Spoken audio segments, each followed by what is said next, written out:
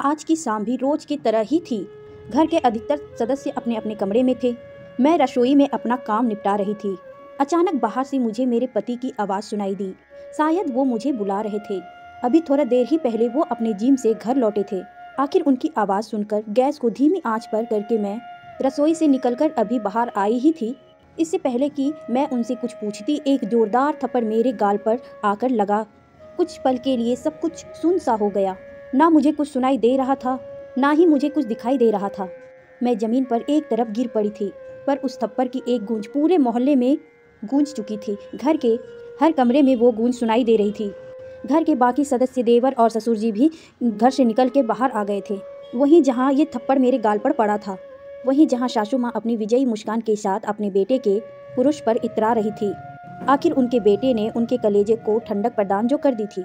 सचमुच आज जब उनका बेटा मेरे गाल पर थप्पड़ लगाकर मुझे कमज़ोर साबित कर रहा था, तब सासू माँ को अपने बेटे पर गर्व महसूस हो रहा था।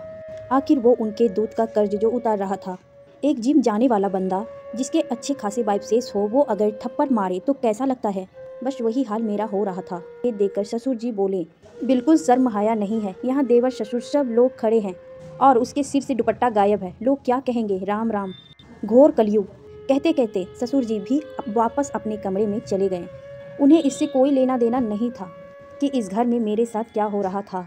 उन्हें सिर्फ उनकी चिंता थी कि उनकी बहू का दुपट्टा उनके सामने सिर पर नहीं था। ससुर जी की बात सुनकर मेरे पति ने जबरदस्ती मुझे बाहों से पकड़कर उठाया और खींचते हुए कमरे में ले गए और ले जाकर पलंग की तरफ धकेल दिया। सब कुछ इतना जल्दी जल्दी हुआ कि कुछ समझ ही नहीं आया। कुछ देर बाद मुझे होश आया, लेकिन जब तक होश आया तब तक स्वाभिमान तार तार हो गया। मुझे तो यह भी नहीं पता कि मुझे थप्पड़ पड़ा क्यों था। आखिर ऐसा क्या गलती कर दी थी मैंने। अभी तक तो मेरी शादी को सिर्फ 1 महीना ही हुआ है, पर यह 1 महीना कोई सपने जैसा नहीं है। एक एक्सीडेंट में माता पिता की मौत के बाद लोगों के कहने पर फटाफट अपनी जिम्मेदारी निभाने के चक्कर में चाचा ताऊ ने मेरी शादी इस घर में कर दी। क्योंकि उस संयुक्त परिवार में बेटी मैं अकेली ही थी। चाचा और ताऊ के 2-2 बेटे थे। उस तैनिक जायदाद में पिता का हिस्सा था, हालांकि वो हिस्सा अभी भी मेरे नाम पर था। ये बात मेरे ससुराल वाले बहुत अच्छे से जानते थे, इसलिए खुद यह लोग रिश्ता लेकर आए थे। उन्हें लगा था कि दहेज में वो पूरा हिस्सा मुझे मिलेगा, पर मैंने उसे लेने से मना कर दिया कि अभी मुझे उनकी ज़रूरत नहीं है। बस यही बात इन लोगों को कचोट गई। ये अलग बात है कि मेरे चाचा ताऊ ने वो हिस्सा मेरे लिए संभाल के रख लिया था, पर ये बात मेरे ससुराल वाले को पता नहीं।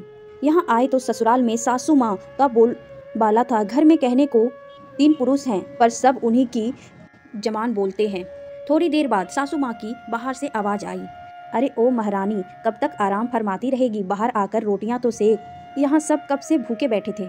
आखिर रोती सिसकती मैं अपने दुपट्टे को सही करते हुए बाहर आई। मुझे देखकर मेरे पति ने कहा, अब तो सबक मिल गया होगा। आज के बाद खबरदार मेरी माँ को किसी काम के लिए कहा तो। वो यहाँ किसी की नौकरानी नहीं है। माँ बाप ने कुछ संस्कार नहीं सिखाए इसे। पति की बात सुनकर मन घृणा से भर गया। ऐसा कौन सा काम कह दिया मैंने सासू माँ को करने के लिए जिसकी मुझे यह सजा दी गई। तभी याद आया कि सासू माँ को शाम को चाय की तलब हुई थी, तो चाय बनाकर उनके कमरे में देने गई तो सासू माँ कमरे में नहीं थी, इसीलिए चाय टेबल पर रखाई थी। रसोई में आकर आटा गूंद ही रही थी कि सासू माँ ने चाय के लिए आवाज़ लगाई। आटे से हाथ सने होने के कारण सिर्फ इतना ही तो कहा था कि आपके कमरे में टेबल पर ही रखी है, ले लीजिए। भला ये भी कोई काम हुआ। 55 साल की औरत इतनी बड़ी बुढ़िया हो गई कि चाय का प्याला भी उठा ना पाए, और बेटे से शिकायत कर दी। और बेटा भी इतना समझदार कि इतनी सी ही बात के लिए थप्पड़ खींचकर लगा दिया। अभी 1 महीने पहले तक इनके घर में ऐसे कौन से नौकर चाकर लगे हुए थे जो इनकी माँ काम नहीं करती थी। बहू के आते ही अचानक क्या हो गया। मन में कई विचार उबाल रहे थे। अगर जवाब नहीं दिया तो जिंदगी भर भुगताना होगा। पूरे शरीर की नस नस में गुस्सा दौड़ रहा था।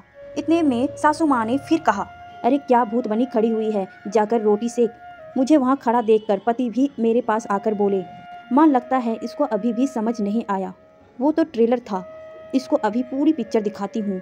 माँ जरा दरवाजे पास जो लाठी रखी है वो देना। आज इसे बता ही देता हूँ कि ससुराल में कैसे रहते हैं। इससे पहले कि ये कुछ कर पाते, मैंने खींचकर थप्पड़ इनके गाल पर बरसा कर दिया। मेरी हरकत से सभी लोग हैरान हो गए थे। कुछ देर के लिए उस थप्पड़ की गूंज ने सभी को चुप करा दिया था, पर उस चुप्पी को तोड़ते हुए मैंने कहा, अपनी बूढ़ी माँ से काम कराते हो तुम, शर्म नहीं आती या संस्कार बेच खाए। तुम्हारी बूढ़ी माँ ने कुछ सिखाया नहीं तुमको कि ऐसे बूढ़े औरत से काम नहीं कराते? अरे जिसको एक कप उठाना भारी हो गया उससे तुम लाठी जैसी भारी चीज उठवा रहे हो। मेरी बात सुनकर गुस्से से मेरे पति अपने गाल सहलाते हुए मेरी तरफ देख रहा था। तभी सासू माँ फुकार कर बोली, तेरी इतनी हिम्मत कि मेरी बेटे पर हाथ उठाया? कैसे औरत है तू, अपनी पति की इज्जत नहीं करती। बेहुदा औरत लोग लाज के लिए ही सही अपने हाथ को काबू में नहीं रख सकती थी। सासू माँ आप तो बहुत बड़ी महान हैं। जब बेटा बहू को थप्पड़ मार रहा था तो वो उसकी मर्दानगी थी, अब बहू ने पलटकर थप्पड़ मारा तो बेहूदगी। मैं बर्दाश्त करने वाली मन से नहीं हूँ।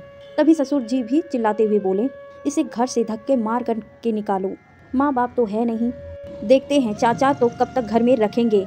शर्महाया बेच खाई इसने। अरे चाचा ताऊ तो रखे लेंगे, लड़की की शादी की है, बेचा नहीं है। हमने हिम्मत कैसे हुए हमारी बच्ची पर हाथ उठाने की? माँ बाप नहीं है तो इसका मतलब यह नहीं है कि जो आएगा वो तुम करोगे। अचानक पीछे से ताऊ जी की आवाज़ आई। पलट कर देखा तो चाचा जी, ताऊ जी और उनके बेटे खड़े थे। उन्होंने अचानक घर में देखकर सबकी बोलती बंद हो गई। तभी चाचा जी बोले, हम तो सोच रहे थे कि त्यौहार नज़दीक है, अपनी बेटी को लिवा लाते हैं, पर यहाँ तो माहौल ही कुछ और है। हमने बेटी मारने पीटने के लिए नहीं दी है आप लोगों को। आखिर कुछ दिनों की मशक्कत के बाद मुझे उस घर से छुटकारा मिल ही गया। आज मैं अपने आगे